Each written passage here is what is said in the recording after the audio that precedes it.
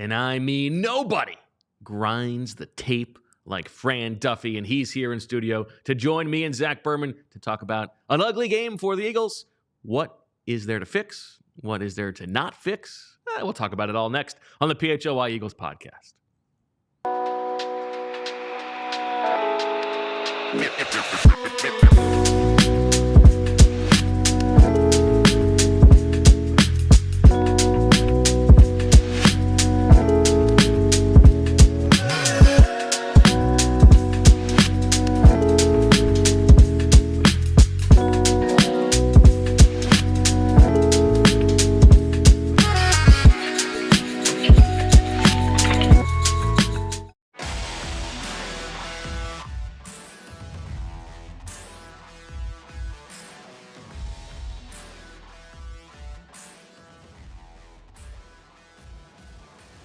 Hello, everybody, and welcome to the PHLY Eagles podcast presented by Bet365. Download the Bet365 app and use code PHLY365 when you sign up. Whatever the moment, it's never ordinary. At Bet365, we welcome you into a Tuesday afternoon show. The bye week, we heard from the three coordinators today, and Fran Duffy is going to break down the film. Zach Berman is going to tell us what we heard. Everybody's looking good. How you guys doing? Doing good. Obviously, it was a not a fun experience rewatching that film from Sunday. Would you like to drag yourself through the mud? Yeah. Spent like 6 hours doing that yesterday, and on the other side, better for it. Now, we've got the setup out in the green room where we've got three TVs out there, and one of them is playing some old PHLY videos, and one of them up there was the pod that you and I did, Zach, from Foxborough. Close-up shot from the Foxborough press box. And you looked at that and you go, fresh fade on that guy. You're self-slobbering all over yourself. And not self-slobbering. I appreciate the introduction. It's great to see you guys. Great to see Joy in the episode. Good peek into what it's like when you look in the mirror.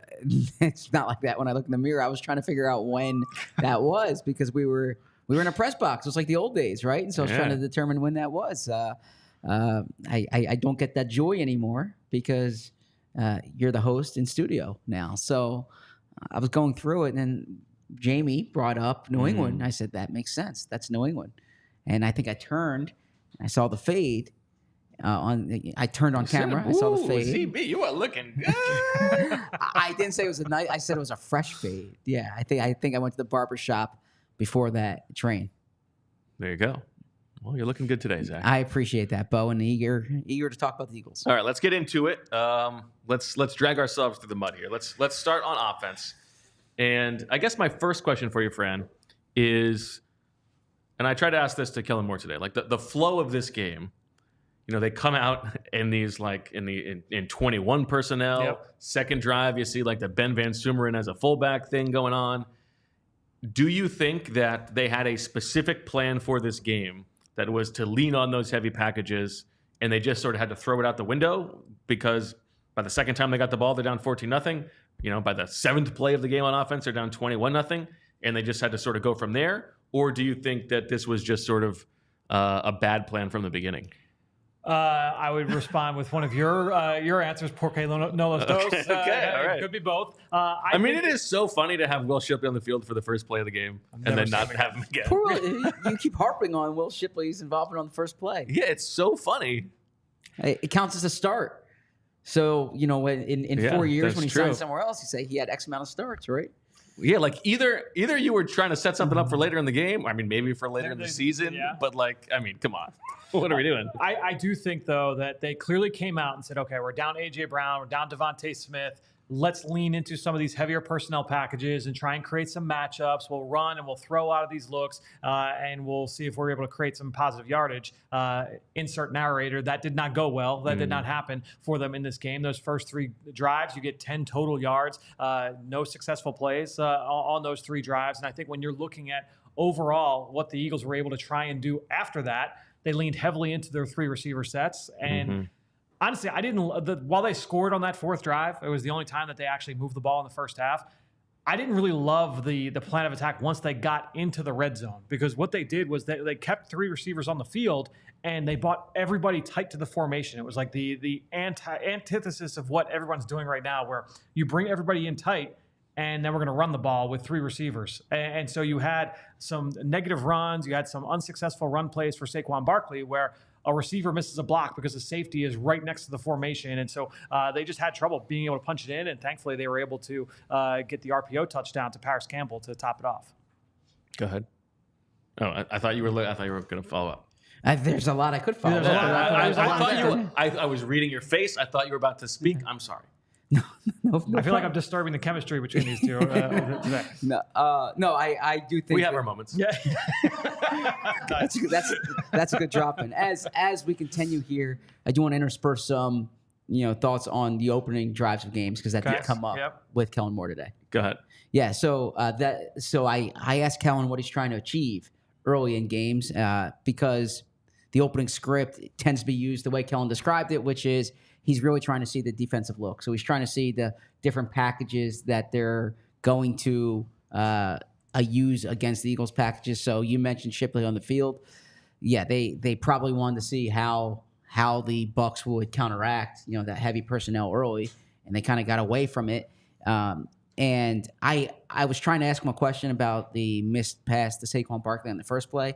He answered it initially about like first plays overall of games before I followed up. But he said that first play, sometimes you're trying to get Jalen something in rhythm, which is interesting because that play didn't really work in rhythm. But they are taking it now. There are different reads as you've mentioned, but they're taking a hard look at beginning of games. As we've harped on here, the Eagles are the only team that does not have a point in the first quarter. And when I asked Kellen Moore what, from his perspective, this offense needs to improve upon going forward here, he mentioned like the flow of the offense, the consistency of the offense, and so that's all kind of tied in together, I would imagine. Go ahead. Yeah, go ahead. No, I want to ask a big picture question because I know that they're missing AJ Brown. He hasn't played since week 1. Obviously, that changes how good they can be, how efficient they can be, like the upside of the offense. But the offense looked in this game so much different than it did in week 1. And like what happened to the purposeful motion, like some of the dynamic route combinations. What is your guess from the outside looking in as to like why things look so different? Well, it is very different from what we saw in week 1, to your point, where we saw those the motions that did actually accomplish something within the structure of the play. Created space for other people, for getting guys open one-on-one and finding that green grass. Whereas in the last 2 weeks, I mean, I went and pulled the numbers because it's kind of crazy to think what the offense looked like against the Packers and then what it is structurally the last 2 weeks. And honestly, it brings me back to what Jalen said on Sunday after the game about trying to find identity. I know, Zach, there were other players in the locker room that's the same thing, right? Trying to find identity. Zach doesn't like the identity. Really dislike it. I see. Like I feel very strongly about the identity thing. I think it's okay. Because to me, I look at this offense now. I'm not sure what they're good at right now and what they think they're good at right now. And so I look at it from a motion rate standpoint, right? We know last year they were last in the league, 31.6%. They come out week 1, 56.6%. So 22nd in the league. It wasn't huge, but a big jump, a 25 percentage point jump in terms of what they did. The last 2 weeks, weeks 3 and weeks 4, they're down to 41%. They cut so much of that away, and I look at it, I'm like, why is it so much different than what we saw in week 1? The 2x2, 3x1 stuff that I harped on in preseason, that has gone back the other way. Really? It started back where, in week 1, they were 6th in the NFL in 2x2 and 17th in 3x1, which is, I wasn't expecting a huge flip, but all right, just get back towards the median. The last 2 weeks, they're 1st in 2x2 and they're 30th in 3x1. Shotgun rate is all the way up at the top again. So it's all of these things where I look at it and I say, what is it that they feel like they are really good at, and what can they lean on right now? And right now, I don't know. Obviously, you get AJ Brown back, you get DeVonta Smith back, but I don't know that when you lose those guys, is that enough to just say, all right, take our whole structural plan and throw that out the window? This is what we're going to be now. If anything, you would think that when you're without your best players, you would lean more into the motion stuff, right? Because you need to find some way to free these players who are of lesser caliber open, right? Now, maybe you could say like you don't trust these guys enough to execute that stuff. Maybe it's a Jalen preference thing, but those numbers tell the story of this offense going from Kellen Moore's offense to the old Nick Sirianni offense. And I just look around the NFL right now, and what we've seen just in 4 weeks. You see Green Bay with what they did without Jordan Love and Malik Willis, and completely revamping what they were doing. But then you also look at what Sean McVay has done with the Rams, and you say you lose Cooper Kupp and Puka Nacua, and you insert Demarcus Robinson and Jordan Whittington, a sixth-round rookie, and Tutu Atwell, and you say, okay, we're going to keep doing what we're doing and still put up numbers and still find a way to beat the 49ers. You know what I mean? Like, I think that you could still find ways to run your offense, do what you do well, or find ways to put those guys in position to succeed, to use the old Andy Reidism. I think there's finding ways to be able to create successful offense. It doesn't need to be as hard as what we saw on Sunday. Yeah, the reason I push back on the identity conversation, I hear what you're saying. I view that more as the accessories than the identities, or than the identity. There's an expression I've heard often. I've heard Joe Biden use it, which is like politics talk. All right. Which is don't tell me what you. I'm sorry. Don't tell me what you value. Show me your budget, and I'll tell you what you value. And I think what's that? Vests. Okay. Let him go. If you want to know what the Eagles' identity is, look at where they spend their resources. Their identity is. I don't mean to be simplistic about this, but their identity on offense is A.J. Brown, DeVonta Smith, and this offensive line. And they are going to, and then you put Jalen Hurts in there too, right? Their identity is their stars. What I said after that Packers game is this is a star-centric team, and their stars performed that day.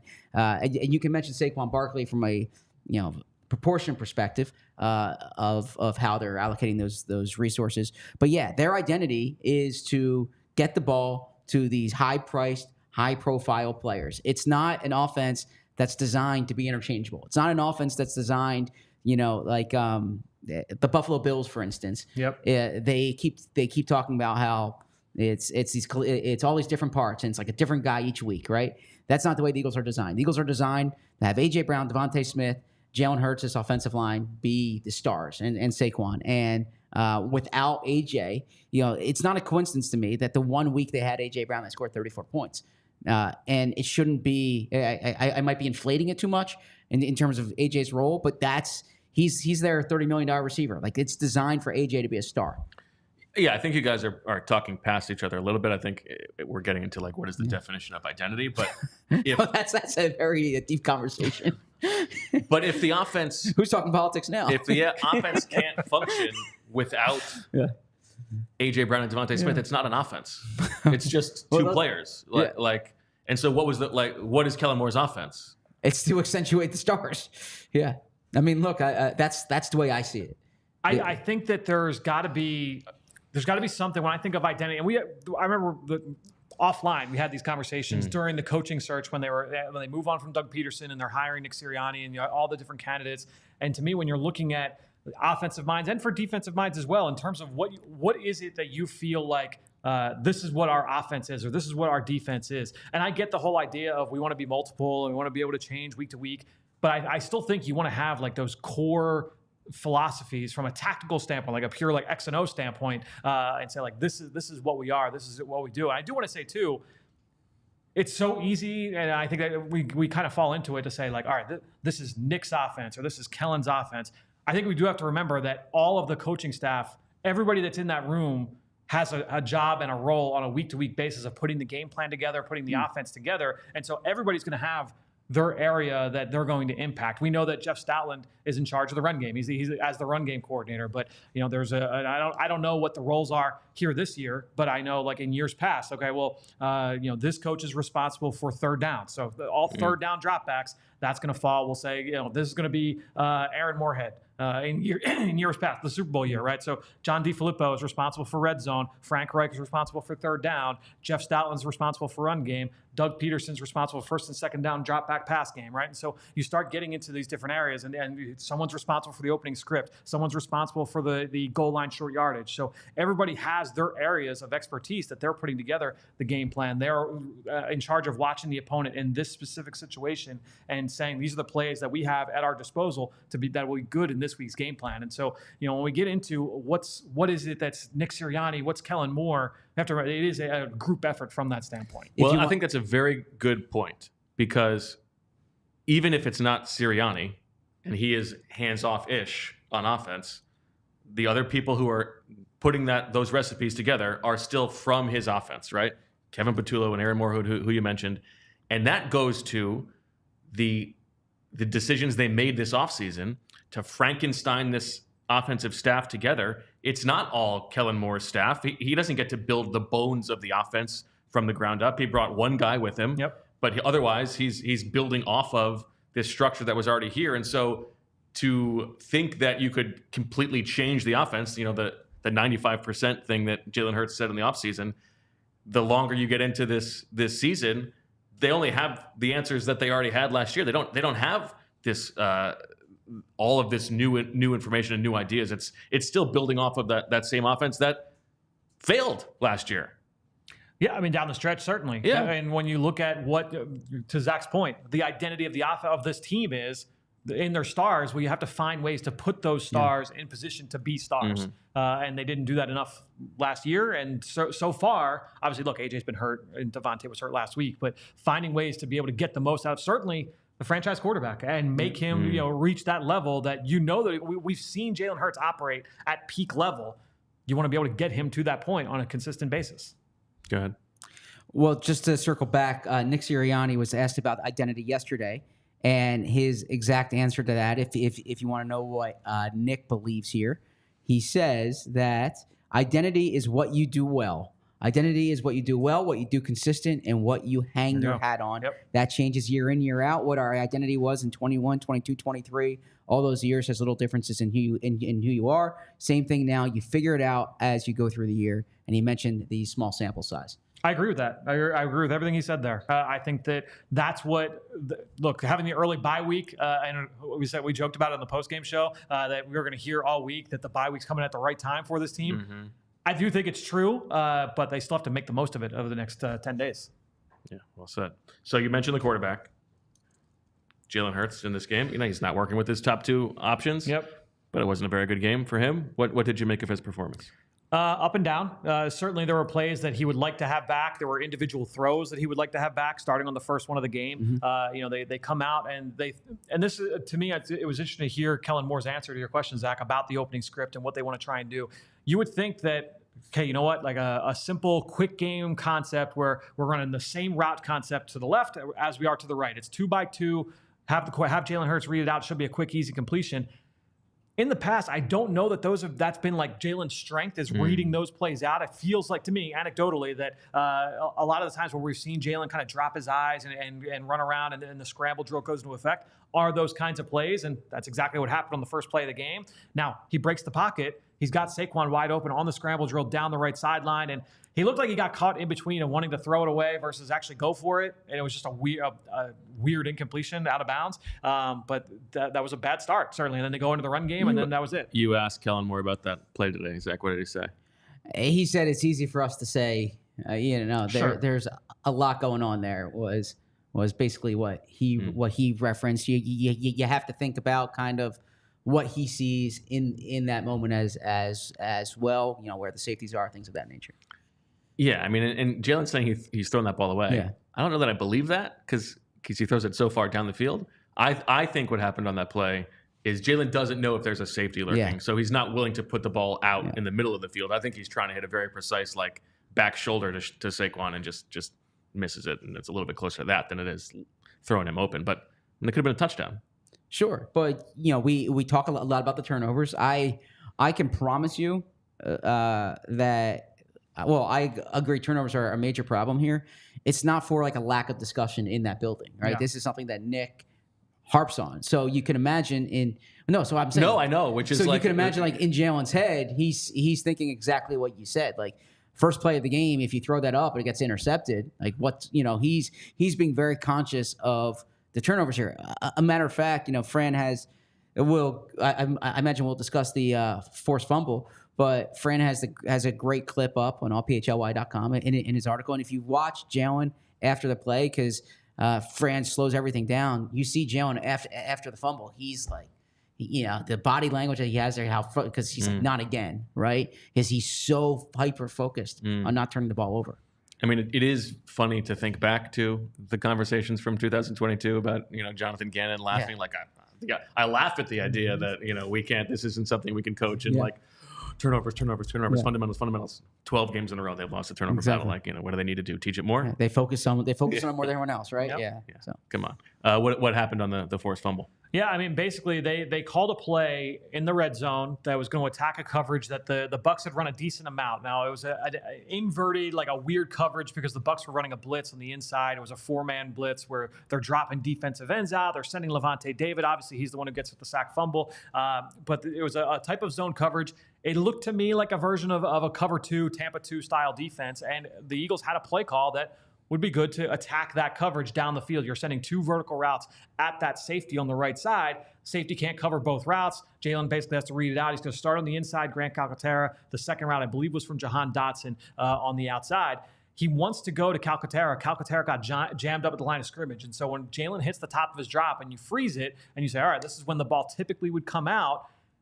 To me, if he makes that throw there, that's like a 99th percentile throw. The chances are that is incomplete, if not intercepted by the safety, because the timing was off with Calcaterra after he got jammed up at the line of scrimmage by the defensive end. So he's got to hold up a little bit. He's got to hitch. And obviously with Levante David coming down, he does a nice job of protecting the ball. You can see Jalen steps up, 2 hands on the ball, tucks it over to the left shoulder, steps up and delivers. And by that point, David had circled back and swats the ball out. And so I feel like we say it every week though, where it's like, I see why the turnover happened. I don't want to say that that's on Jalen. I know Tom Brady said it in the broadcast, like Jalen's got to understand that rush is coming. I see why the ball didn't come out.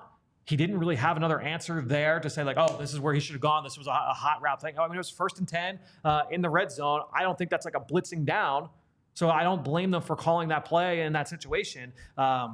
Yeah, it was just, a tough break on that play. I get why Jalen was frustrated after the play. Well, big picture, that takes us to the super chat here from Chase Daniel Plainview, who wants to know how Jalen has done in general with protections. He says, anecdotally, it felt like there were a lot of unblocked runners in this game.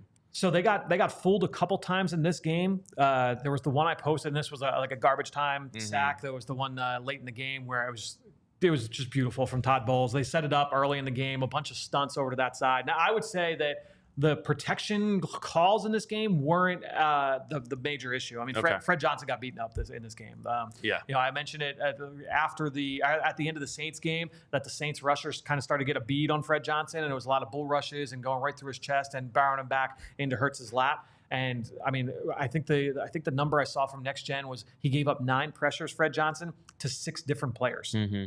Has to be some kind of a record because there was only 30. I mean, Jalen only dropped back like 30 times in the game. Yeah. So it was like 1 every 3 dropbacks, Fred Johnson was giving up a pressure. Jalen was actually pressured on 55% of his dropbacks overall in the game. It was just not good from the offensive line. Some of it was, yes, they had a free runner because of a blitzer, but more often than not, it was the Fred Johnson or the offensive line getting beat. I thought this was the offensive line in general, aside from the blitzes, was not very good in this game. Even Fred Johnson aside, is that fair? I think that. I said this in the post-game show, the playing when you're pass protecting in that heat over and over and over again, that can be strenuous for an offensive lineman. And you can kind of see it like that when Mailata gave up that sack on the last offensive play, he just looked gassed getting out of his stance. Landon Dickerson at the end of the game looked gassed at the end. And that just kind of is what it is with what the offense had to do in that second half to try and get back into the game. I just want to make a point. During the summer, Doug Nussmeier, the Eagles quarterbacks coach, emphasized a number that him and Kellen Moore have used together. They work together in Dallas, they work together at the Chargers, and that's 2.3 seconds. And he said, you get rid of the ball where you check down in 2.3 seconds, and then you can go off schedule. Tom Brady's point when I listened back to the game was Jalen has to get rid of that ball quicker. I thought that Jamie made a good point in the post-game show when he talked about Eli Manning sometimes just throwing at the feet, live to the next down. But I bring this up because Tim McManus from ESPN had a good question today to Kellen Moore, which was that Jalen Hurts ranks 32nd in the league in time to throw. Now, I know part of that is because he extends plays, right? And so you don't know you have to look what the time to throw is in the pocket. Yes. But one of the points of emphasis from this coaching staff was supposed to be the quick passing game. And we saw that throughout training camp. And so whether it's pressure that the offensive line's allowing, like you just discussed, or whether it's Jalen holding on to the ball too long, this is something that we do need to monitor here because the coaching staff, not the big point of emphasis, but a big point of emphasis during the offseason was getting rid of the ball quickly. I want to pull up a number because I saw it last week, actually. And because obviously a lot of the reaction to this game was, same old Eagles offense. It's all vertical routes. There's nothing down the field. And there was a number from Next Gen that kind of went against this a little bit in terms of how Jalen has operated. Here we go. So Jalen Hurts has thrown, this was going into week 4. And I think that's, for the most part, carried true in this game. Jalen Hurts has thrown short of the sticks on 35% of his total attempts this season. That is his lowest rate since entering the league. He's completed a league-high 87.9% of such passes this season, but just 28 of his 58 attempts have generated positive ETA. Or EPAs, rather. So he is absolutely, in terms of getting the ball out, getting the ball short of the sticks, he's doing that at a higher rate so far than what we've seen in years past. I think just on that play, that's the thing, is when you look at that play individually, you say, all right, well, yeah, should he have gone to a check down? There wasn't a check down on that play. You had 3 guys going vertical on the right. You had Johnny Wilson running a vertical on the left. It was either that throw or he's going to take off and run. And so, that's you could say, hey, there's space there for him to run. Levante David had blitzed, so there was a gap there for him to do it. So that might be the check down on that play. So if you had to split the turkeys of responsibility for a subpar offensive performance on this day between Jalen Hurts, the offensive game plan, and the rest of the players themselves, how would you split it? It's a good question. I'd probably go 40%. We'll say 45% game plan. Okay. 30% Jalen. Okay. 25%. That adds up, right? 40, 30. Yes. Yeah, there you go. Yeah. So Okay. I'd go 25% the rest of the team. Okay. 25% on Will Shipley? Right. Yes. 24% Will Shipley, 1% of the rest of the roster. Got it. Okay. Well, there you go. Let's take a minute here to talk about our friends at Bet365. Bet365, it's never ordinary. They've got 90 million users worldwide, and they live stream over 780,000 events each year. And you know that that's true because it's such a specific number, 780,000. They're not just making that up. Early payout offers at Bet365 across the NBA, NFL, NHL, and MLB. Today, Bet365 offers the widest range of games and markets available for live in-game betting across 78 sports. Right now, new customers can get $200 in bonus bets when you bet just $5. Use the code PHLY365 to sign up. Deposit $10 and place a bet for $5 to get $200 in bonus bets. Bonus bets can be used on the spread, totals, player props, futures, and more. Thursday night touchdown is coming up this week. What's the Thursday night game this week, Zach? It is the Jets. No. I'm sorry. That's the London game. Yeah. I have to look up the That's Thursday okay. game. I put you on the spot. Sorry. My fault. It's never ordinary at Bet365, but they have a Thursday night deal where you can place parlaying bets totaling $20 or more and get bonus bets for every touchdown.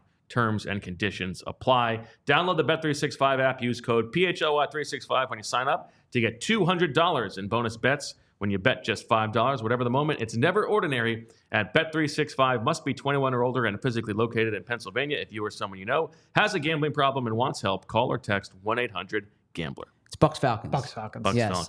And so if our colleagues who cover the Sixers want to watch Bucks Falcons, they can do it down in the Bahamas. I'm pretty jealous. I'm pretty jealous of them. And they're down in the Bahamas right now for Sixers training camp, which is the presenting partner for that of PHLY Sixers training camp and the preseason is Rothman Ortho. And I bring that up because I'm thrilled to tell you about Rothman Ortho. If you have aching joints or cramping hands or your back is out of whack, Rothman's got you. At Rothman Orthopedics, they're practicing specialized care. It's been their passion for over 50 years. Their mission is high quality, compassionate, and affordable care rooted in research. Research leading to new treatments and better outcomes. Each Rothman doc is laser focused on their specialty: hip, knee, spine, you name it. They have a team for each body part right in your backyard so you can cross over the defense, drain those jump shots, and root for your teams like no other fan in this country. They're Rothman Orthopedics, and they specialize in you. Rothman's 200-plus fellowship-trained physicians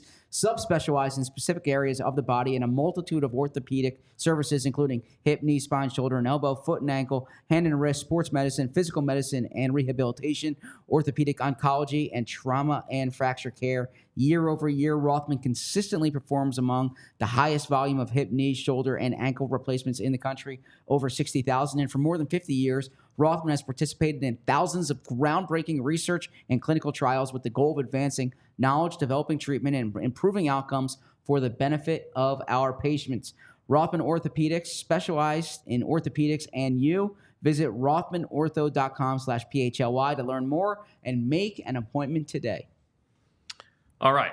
I want to ask you about one more player on offense, Fran, which means that it is time to do our little Ace Hardware temperature check. Take a look at which player is heating up, or in this case, cooling off with our Ace Hardware temperature check. Visit Ace Hardware Home Services online at www.acehardwarehomservices.com to get started on your next project. Fran Duffy, former first-round pick. Jahan Dotson, Eagles sent a third-rounder to get him.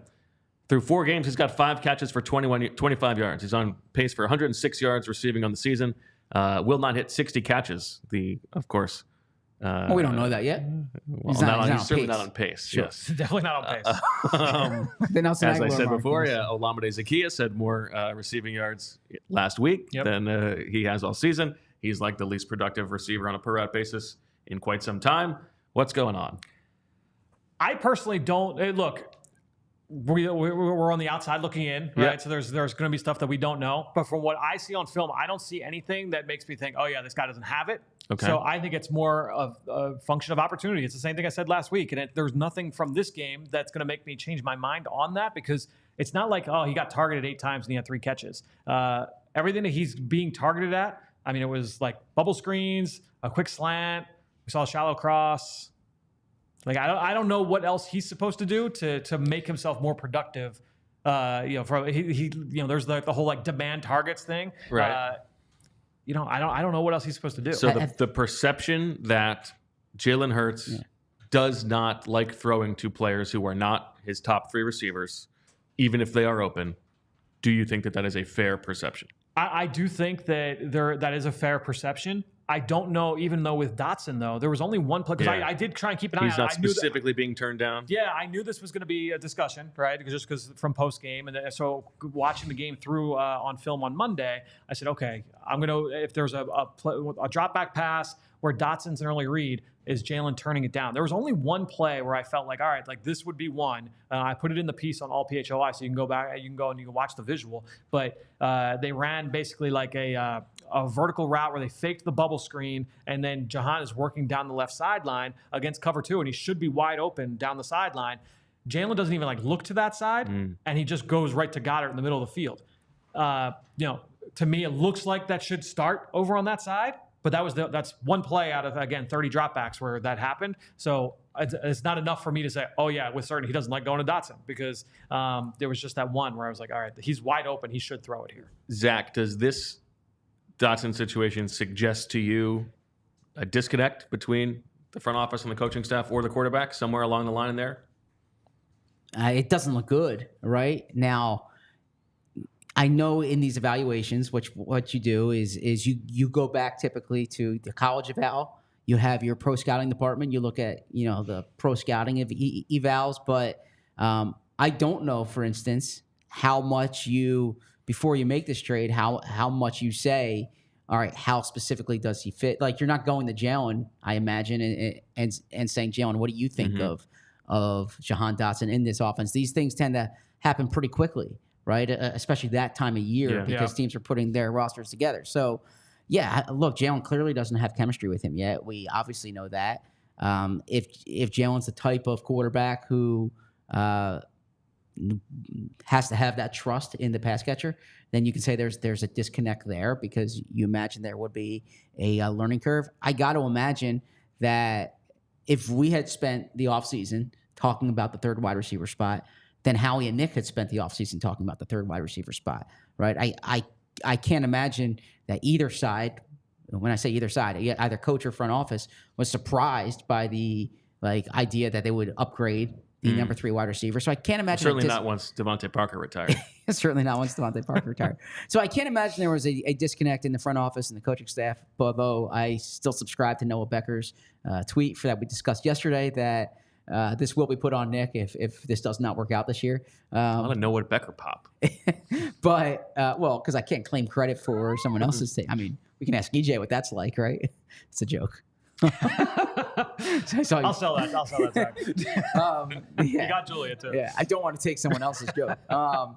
But I can say it could extend to the quarterback in that the disconnect there, because if Jalen needs time on task with a player, bringing in someone this time of year could be problematic.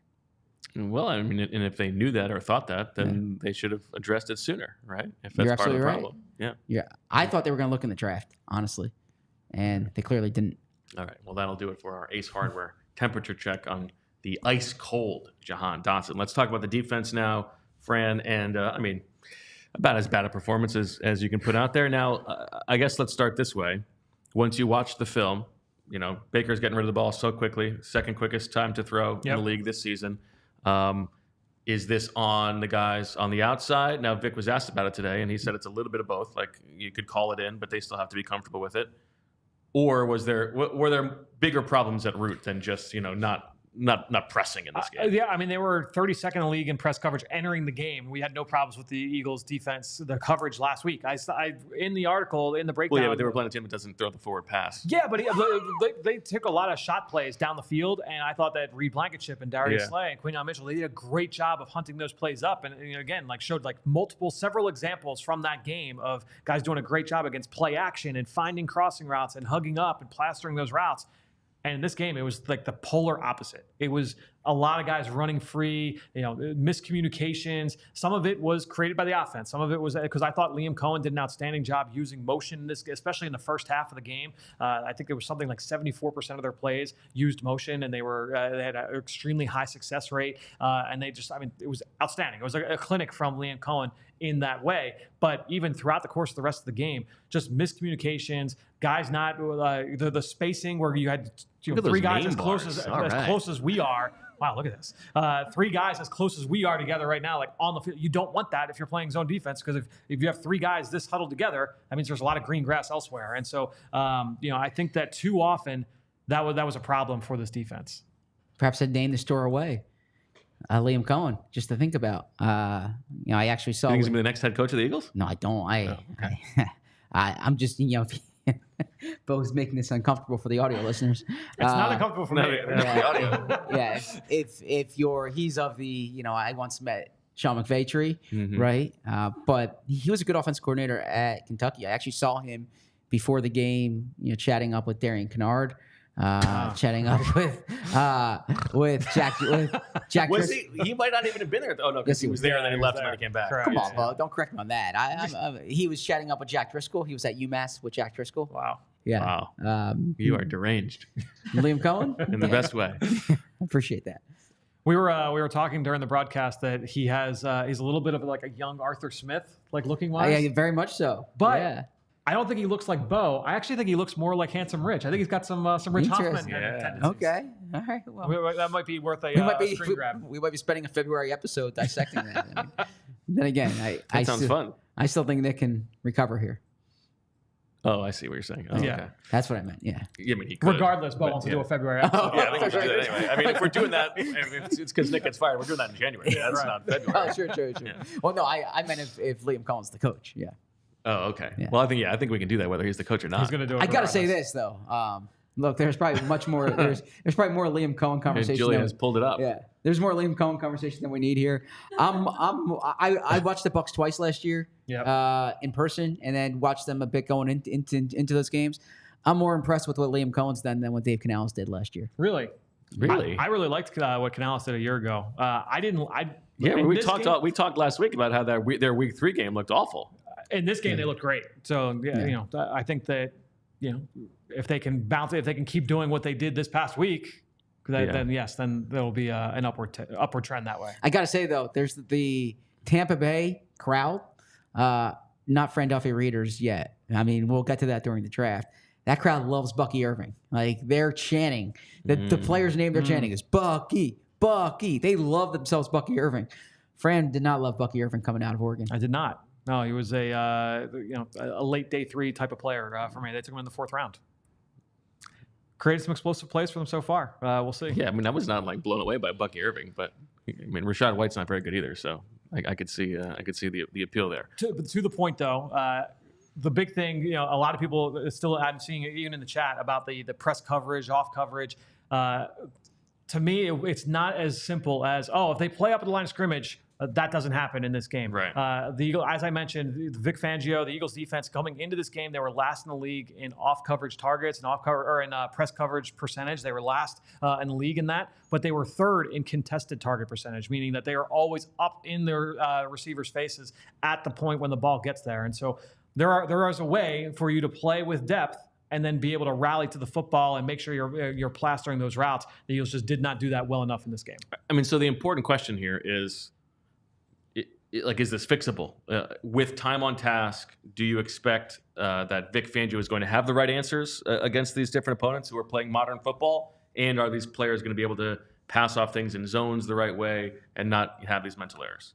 So the way I would look at it from the motion standpoint, right? So like again, they got carved up by motion, and most good NFL teams use motion now. Look, the Saints use a lot of motion, and the Eagles did an outstanding job against that motion a week ago. I think the bigger thing, certainly the missed tackles, because that creates extra opportunities, extra bites at the apple for the offense, right? And so if there was a play, remember the play that there was a 3rd and 1 where Chris Godwin comes in motion behind the line of scrimmage and he catches a wide open play in the flat. Avonte Maddox. So they ran it early on the opening drive and it went for 7 yards, and then they ran it again and Avonte missed the tackle, right?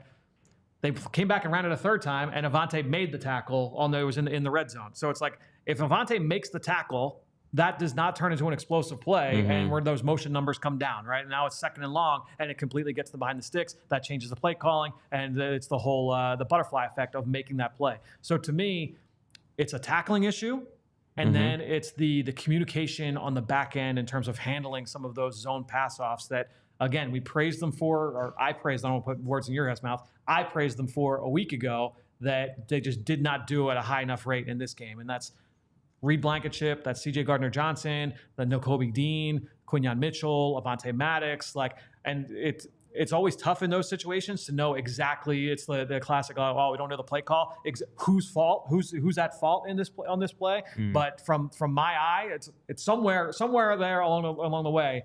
There's a break in the chain, and they've got to get that corrected. On the topic of missed tackles, I know some of the publicly available data had been saying 13 missed tackles. The Eagles' internal count for that was 15. Vic Fangio said today 15 missed tackles.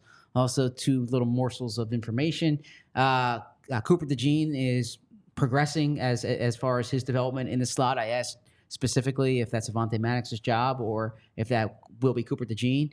And Vic said they're not displeased with how Avonte's playing. He can play better, but he did say he made it clear, I thought, based on the context of the answer, that he said Cooper's coming on. Yes. And I expect that to be Cooper DeJean's job soon. If it was up to me, it would be the Browns game, first game after the bye. I think the best way for Cooper to learn is by playing. Yep. And then the second piece of information is Sidney Brown looks like he will at least the return to practice, the return to play window, so the practice window will be activated when the Eagles get back. So he could be back soon. I don't know if that will have a material effect on the defense quite yet. Vic Fangio did say that he wants him to have to focus on one spot when he gets back, so you're not looking at the slot, you're more looking at safety depth. But when he was asked for his evaluation of Sidney Brown last year, the first thing he said was good tackler. Yeah. Who loses snaps when Sidney Brown is good to go and goes into the lineup? Good question. I mean, I don't think it's going to be CJ right now, and I don't think it's going to be Reed. I would think it's more of a dime. I can see them having specializing in the dime look, you know, playing.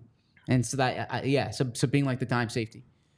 And I think maybe if you're nickel and rundowns, he's just on the field instead of Cooper DeJean, or Avonte Maddox, whoever that is. And also, I mean, frankly, CJ Gardner-Johnson has to prove he can stay healthy. But like right now, he has not been good so far. CJ Gardner-Johnson has not been good.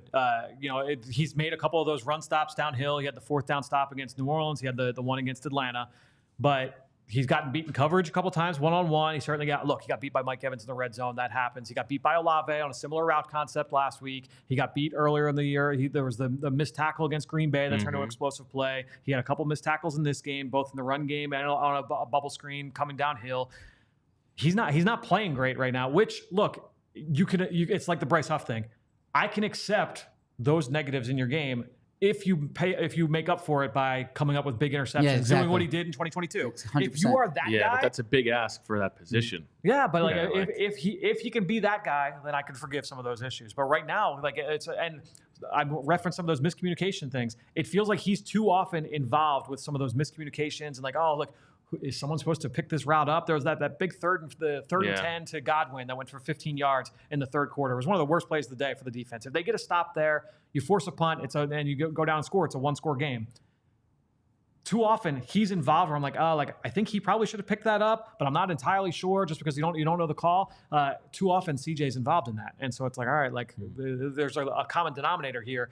He just has to overall, he's got to play better. Yeah, my big read on him in 2022, because I watched it throughout that year other than when he was injured, was the remarkable plays is what really enhanced his value. Yeah. The plays around the ball, both in terms of interceptions, big hits. You think I think Nick Sirianni made the reference that the last tackle we saw him make before they signed him was that big hit. The only play they made all day on defense, in the second half at least. He obviously had 6 interceptions in 12 games that year thereabouts. Yep. Something like that. Actually, it might have been fewer games. He was around the ball, and that was the appeal to him. And if he's not making those outstanding plays, then there's enough questionable plays that it decreases his value. Agree. And he was also steadier then too. He was not making as many mistakes as he is this year so far. So. My guess is he probably has more missed tackles already than he probably had that whole year. That'd be my guess. All right. Well, we can continue the conversation about some of the specific players on defense in a minute. But before we do that, everybody go get your flu shot, please. Yes. Don't miss the big game or Halloween or Thanksgiving. Get a flu shot at Rite Aid.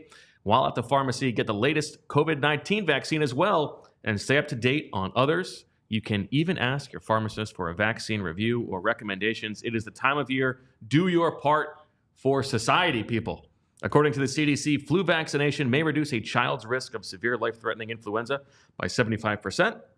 Help protect your family by getting flu shots at Rite Aid today. Flu viruses are constantly changing according to the CDC, so get your annual flu shot formulated to help protect you against this year's expected flu strains. Flu vaccines do not protect against COVID-19, and COVID-19 vaccines do not prevent the flu, but getting vaccinated for both helps provide the best protection according to the CDC. While at the pharmacy, stock up on cough, cold, flu, and allergy essentials. Rite Aid has what you need to get you through the season. Just walk into your local Rite Aid or schedule at riteaid.com. State, age, and health restrictions apply. Ask your Rite Aid pharmacist for details, and when you do it, just imagine in your mind that you are giving a middle finger to Aaron Rodgers, and that'll give you a little pep in your step. I don't know if I can follow that part of it up, but let's talk now about our friends at TrueMark Financial, and they've got that home equity line of credit that we talk to you about every single week, the HELOC, as they like to abbreviate it. The HELOC allows homeowners to borrow against home equity with a variable interest rate. Now, if you're like me, you might say, Fran, I need a little bit of a translation there. Basically, what you could do is you can take some money from your savings, and you can allow you to get access to funds as needed for something big, like a big house renovation, maybe to help pay for education expenses or emergencies, is that we know that those tend to pop up over the course of life. Or you can do it for something small. Maybe you're saving up for an Eagles jersey, or you're saving up for something you want to get done to your house, another piece of clothing, nice jacket like my friend Zach here has on next Call week. him Zacket.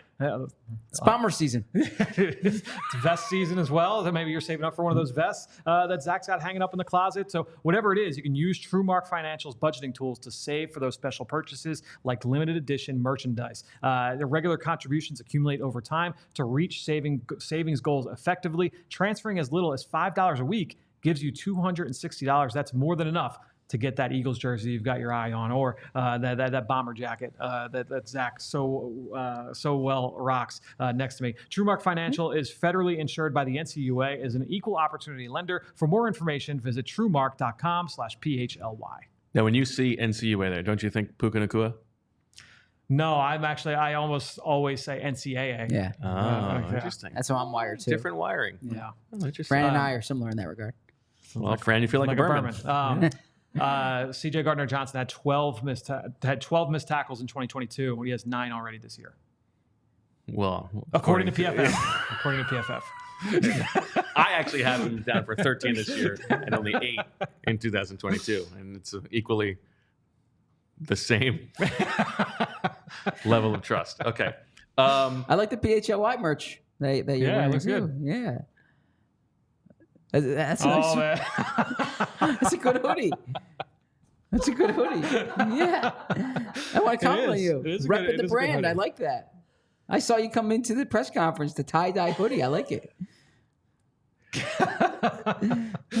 We're going to go off the rails. So not only are you passive-aggressively dissing my outfit, you're also dissing the company's merchandise. Dissing, that's a compliment. I'm repping the brand, and you're over here saying, well, I'm in my bomber jacket, and he's on a tie-dye hoodie. I literally complimented it. I literally complimented it. Gina is Gina's here from our headquarters. She runs our store. I went chasing her down because I wanted to show her. Actually, happy birthday to my wife Emily.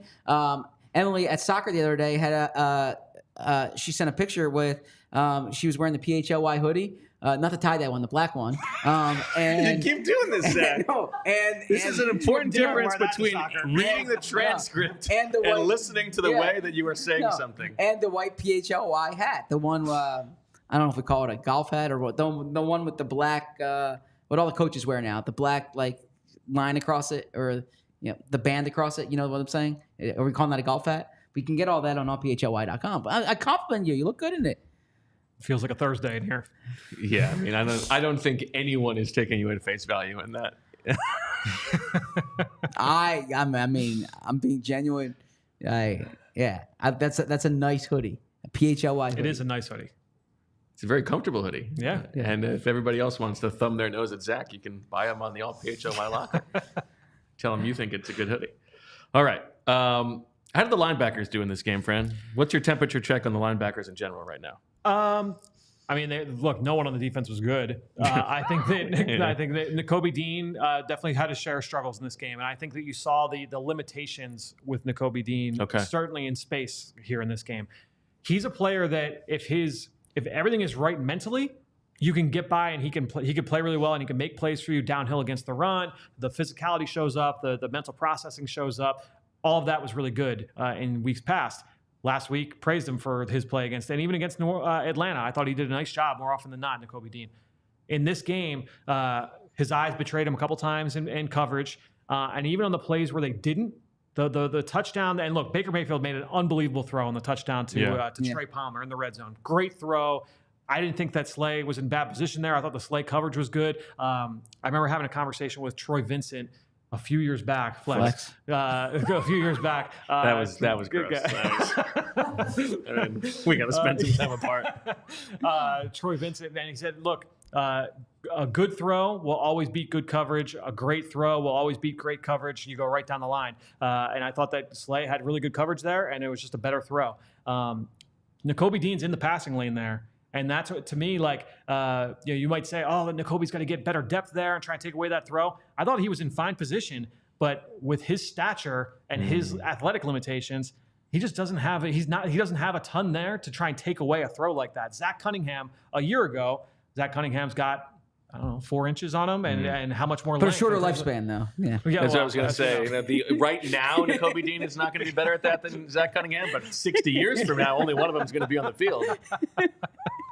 Well, today, Zach Berman, today Zach Cunningham would have taken that throw away or potentially tried to impact that throw if he was in that spot. And so I think you saw some of the physical limitations from Nakobe Dean in this one, and it just wasn't his best game from an eye discipline standpoint either. Well, and that's the thing, right? If you are limited athletically, you can't afford to have your eyes be wrong. He's not a player where he's got that right. There are other players where you can get by with that, and it typically happens, for younger players early in their career. If Jalen Carter makes the wrong read on a play and steps, he's got the explosiveness, the power to make up for that. Nakobe Dean just doesn't have that in his body to be able to make those kind of plays. If you want to be positive, though, I mean, part of the problem with Nakobe Dean is that he hasn't been able to be on the field. And so I think some of that stuff, the more reps he gets, I think some of it can improve. I mean, in theory, when you're drafting the guy who was the captain of the defense at Georgia, there shouldn't be so much of a learning curve. But I think some time on task could help him. I am generally a little bit more bullish on Nakobe Dean through 4 games than I was, entering training camp. I agree. I've liked what I've seen from him for the most part so far this season. This was his worst game of the 4, but I think overall, like, he's shown that he could be a serviceable starting linebacker. Like, I don't think he's as good as what T.J. Edwards was in his last couple years. But I think that he's got that ability to be just a fine starter in the middle. Okay, and then we talked about on the post game show, it's hard to really knock the pass rush in this game specifically. Yep.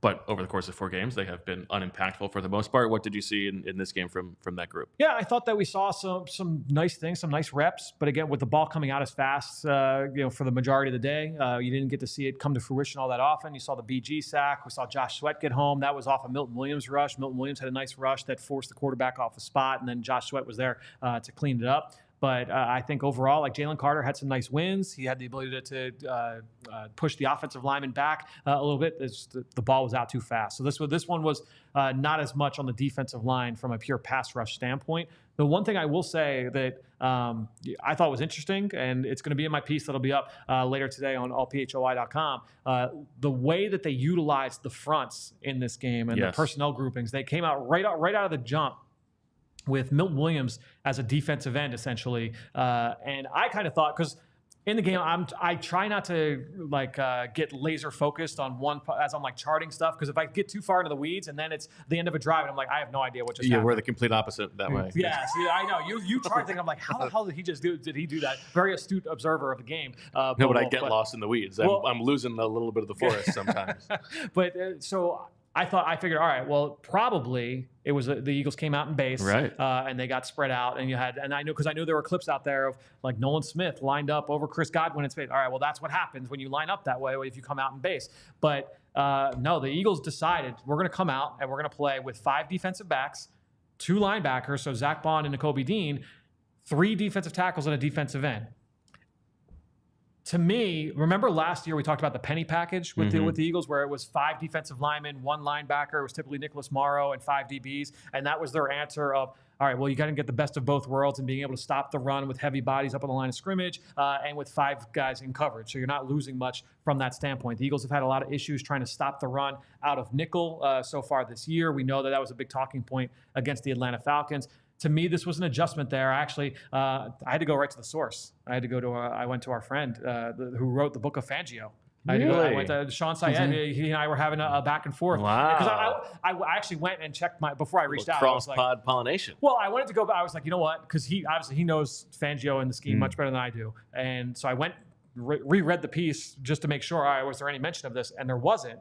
And so I was like, Sean, I don't know if you've seen this. So we went back and forth on it a little bit. And where we ended up was that we didn't feel great about it. I personally, I don't want to put words in Sean's mouth. I didn't feel great about it, but I think it's a offshoot of that penny front, right? Where you've got 5 down linemen, but positionless football, you've got Zach Bond with his ability to be both a linebacker and a defensive end in some of these looks. I think that's where they kind of felt comfortable in doing that.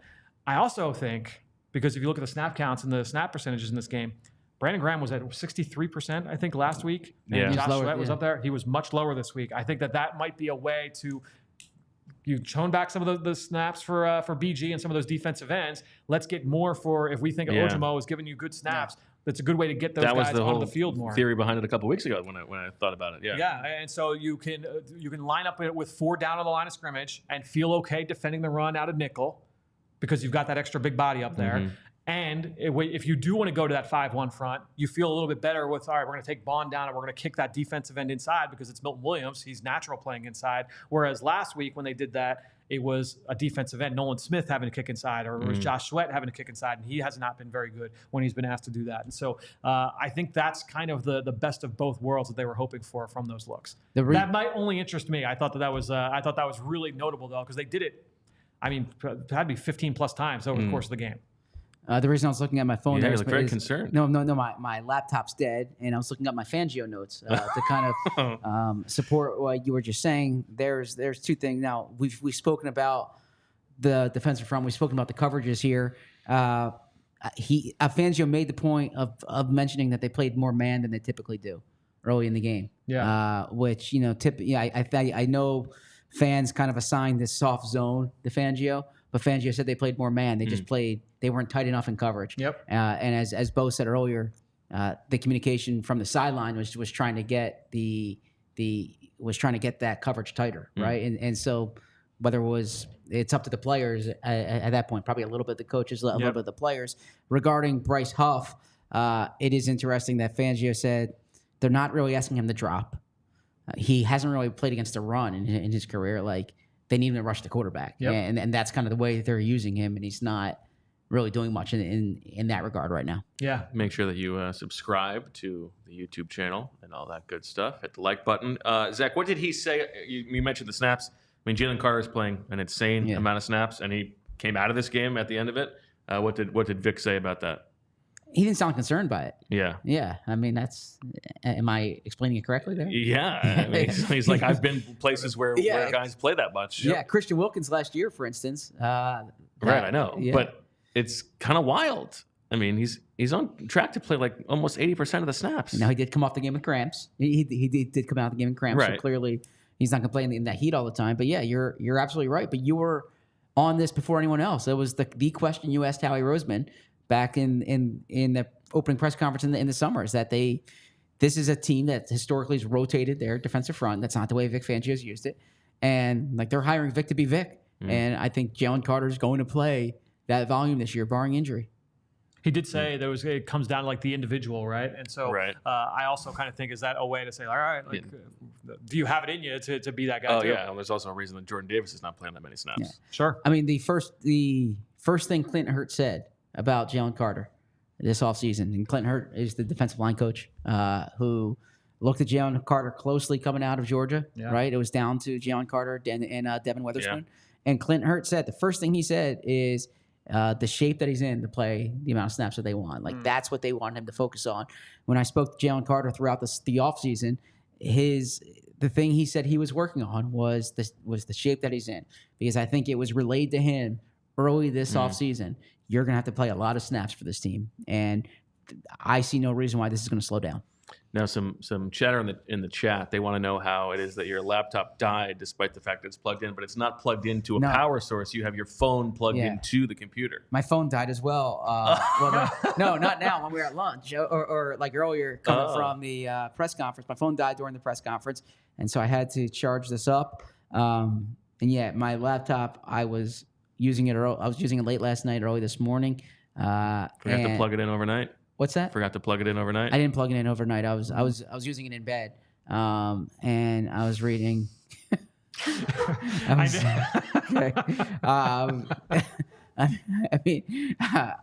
was using it in bed last night, and then you got a Blue Chew read tomorrow, just so everybody knows.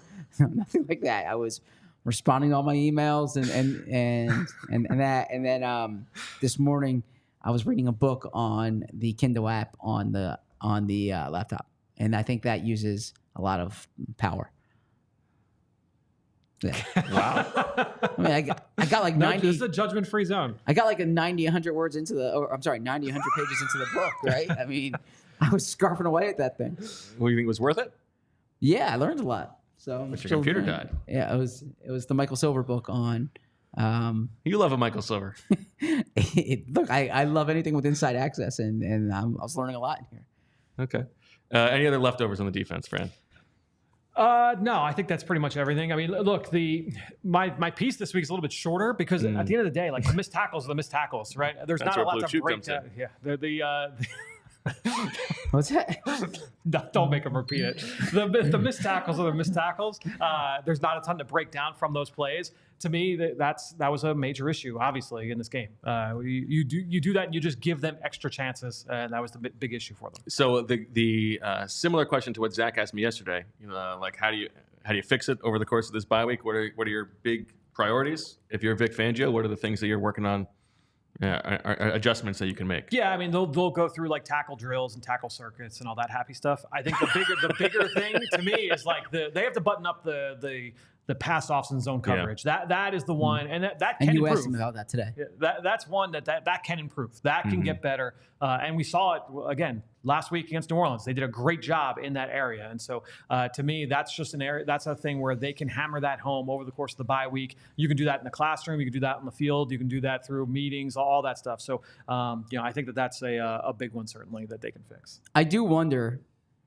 And I say I wish I could ask Vic Fangio this. I have access to Vic Fangio every week, and I don't know how honest he would be on this, although he's honest about everything. It seems like is if he foresaw this, because the lament about the practice time and the need to play in preseason games. Oh, that's interesting. The perception of that was, this is an old school football guy, but maybe he knows that his system takes time, that he didn't see a good tackling team on film, because he very much believed that his guys needed to play in the preseason, because you need to tackle, and that was good point. I think the expression that was conveyed was the physicality. In terms of the scheme adjustment here, we talked, and you've pointed it out, the numbers in his past stops, what it's like year 2 compared to year 1. Maybe he foresaw a bigger transition than the Eagles did. Maybe the Eagles kind of viewed it like, well, we've run a version of this during the past 2 years. Now we got the guy we got the architect of it. And from we've got Jordan Davis. And from Vic's perspective, it might be, no, those guys weren't running my deep. Those guys, and it takes time here. And for US Vic today about how long what's a realistic expectation? Exactly. So maybe hopefully soon. So maybe some of the communication parts of this, maybe he felt that it required more practice time and more time on task during the summer than the Eagles believed in, and that he foresaw a transition period here. I like that theory. You could also then say, if he knew that it would take this long, couldn't he make adjustments to make it easier and not ask them to do quite as much in the short term in service of being ready earlier? But. Yeah, the thing where I fault the Eagles, and I understand training camp is about competition. I get that. But it befuddles me that you would spend your entire summer with Devin White as your starting linebacker, with Quinyon Mitchell basically playing the slot, and then week 1 comes and your cornerback alignment's different than it was throughout 5 weeks of camp, basically. They didn't put Avonte Maddox, and you picked up on Avonte Maddox right away, but they didn't do that till the last week of camp. That with a different linebacker combination, throughout the week of camp. That's a fair point. From a communication perspective, what they had in that Packers game was different, and in the subsequent weeks thereafter. I don't need to say subsequent and thereafter. It's redundant. That's okay. But the training camp, the preseason was the time to prepare for this. Why was the personnel entirely different come the season than what you had, or not entirely different, but partially different come the season than what you had during camp? Yeah, I think that's fair. It's a fair question. All right. Before we go, we're going to go over Swooper for the week.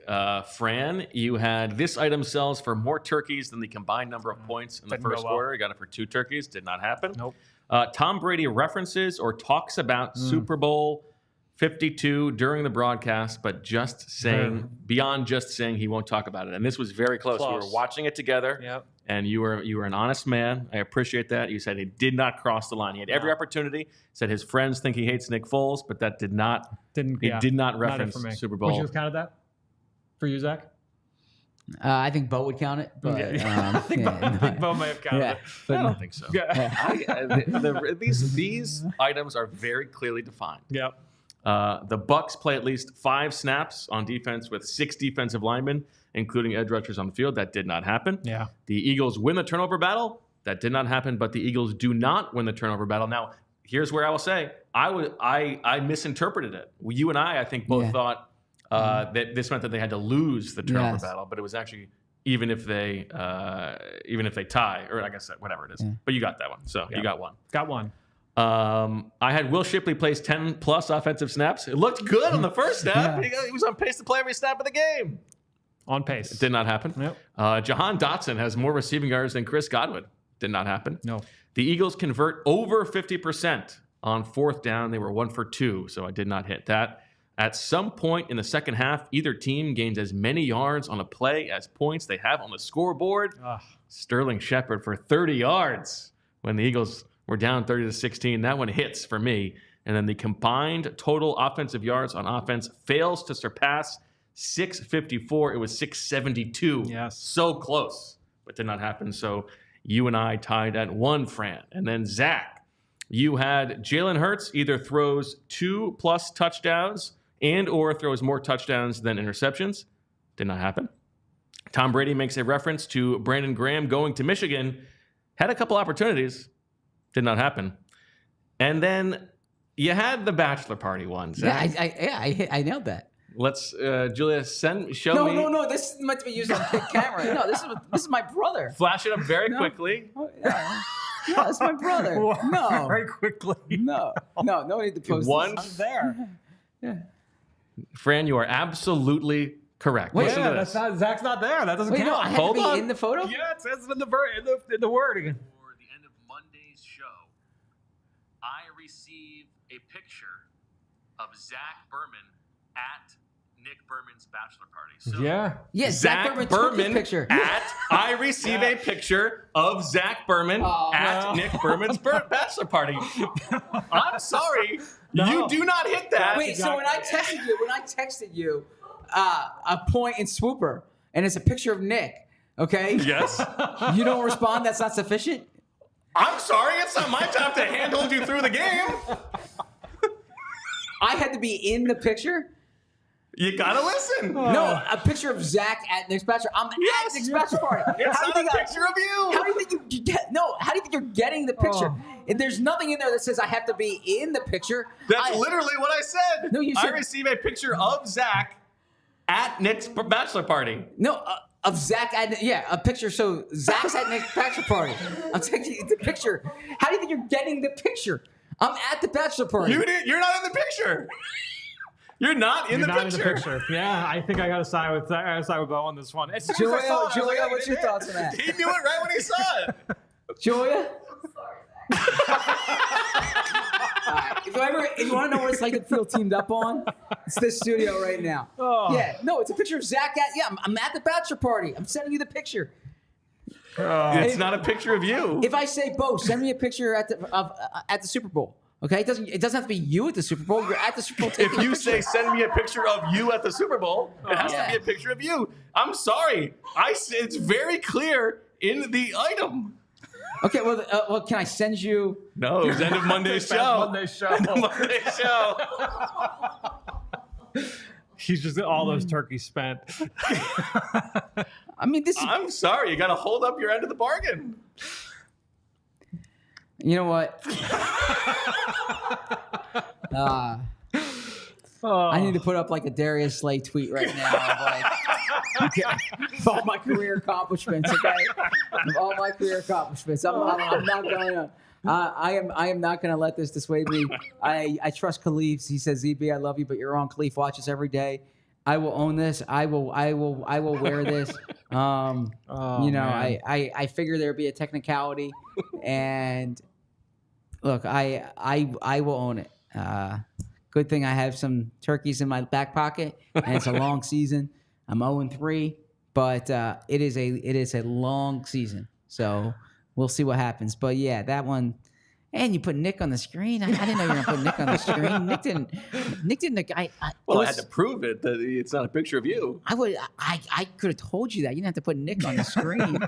Yeah, Bo, come on, man. That's like, yeah. Nick didn't sign up for that. Yeah, I said, Nick, I need to take you. That's why you should have taken a selfie of yourself.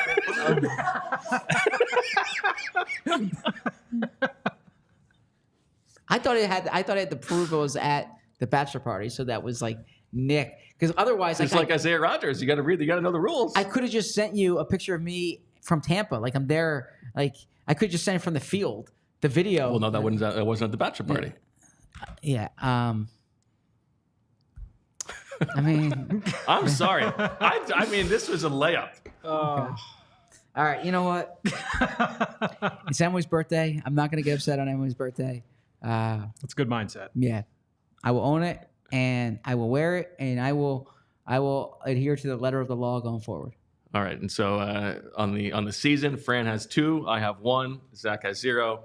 Fran is down 4 turkeys this week. I have 7 left over, and Zach has 4 left over. Very quickly, go ahead. Are we doing a bye week episode? Or I don't think so. Okay, got it. Okay. I don't think so. Back next week. Very quickly, Zach, I actually thought that Michael Clay's explanation of Isaiah Rodgers' mistake kind of made a little bit of sense to me, like how Isaiah Rodgers got that wrong, even though it's an insane thing for him to do. Yes. Yeah. The explanation was that Isaiah Rodgers knew the rule as a gunner. He didn't know the rule as a jammer. Right. As a gunner, you are allowed to push the defender Exactly. into the punt returner. Yeah. But it explains why he thinks it was a veteran move. But yeah. Just like to take it one step further, the idea that you're going to like get your teammate killed. Yeah. Is like, what are you doing? You don't typically think about pushing someone into your teammate. Yeah. So Clay wore that. He said he has to know that better. I had a stat that I forgot to say in the beginning of the show. Okay. For the fans that are looking for any piece of like optimism, feeling good to come out of the game.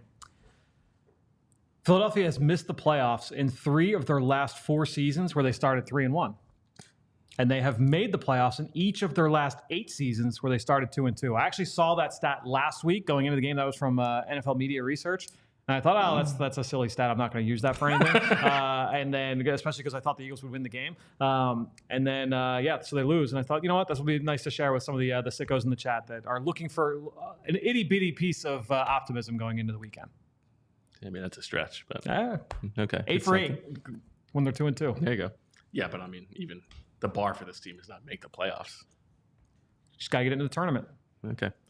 All right. That'll do it for this episode of the PHLY Eagles podcast. Happy birthday, Emily Berman. Happy birthday, Naya Kapadia. And thank you to everybody for watching and listening. We are back tomorrow, 2 o'clock. I'm excited about this one. We are doing the book episode. Me and Zach talking about the franchise. We're going to dive deep into it. And if you want to have an opportunity to hear even more about that, there are still tickets available for the book event next Monday night, where Zach's going to talk about the arc of the Jeffrey Lurie era and the big moments, the big players, all that good stuff, all the hard work that it went into it. So that'll do it for this episode. We will be back tomorrow at 2 o'clock. For all of us here, we thank you for watching and listening. We'll talk to you tomorrow. And as always, we love you. We all silly like the mayor.